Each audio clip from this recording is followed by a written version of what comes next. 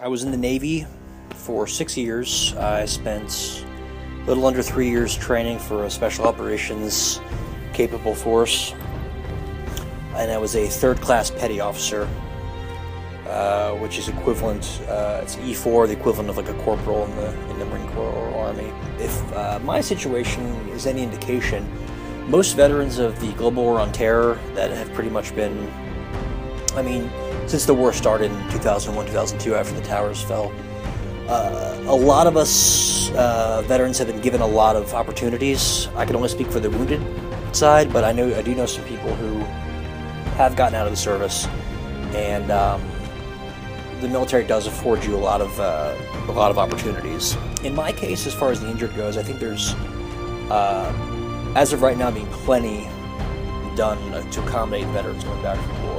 I have received state-of-the-art prosthetics. I've received, very professional physical therapy, trips, job opportunities. In the last 2 years, I've been several places, events, trips, and those are just a small fraction of the ones I was offered. The benefit system for wounded veterans is, again, dependent on injury. In my case, for every limb lost, they've actually put a dollar figure on that. You get X amount of money and a certain percentage of disability. So in my case, I lost both legs and my left arm. I was given 100% disability. So from there, I'll receive a monthly tax-free disability pay for presumably the rest of my life. In addition to that, there are also special compensation pays for additional injuries. Medical care is free to a point. Medicare and TRICARE is the military's insurance plan. They're not free. There is a bit of payment going into them, but it's very little comparatively to how it could be. So if you really put it all together, you're getting, and this is only from the government, you're getting a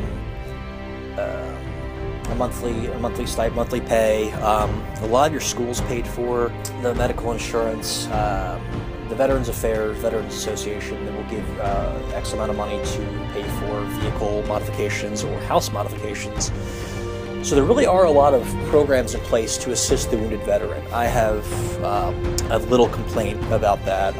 For me, job opportunities, financial opportunities, they are there.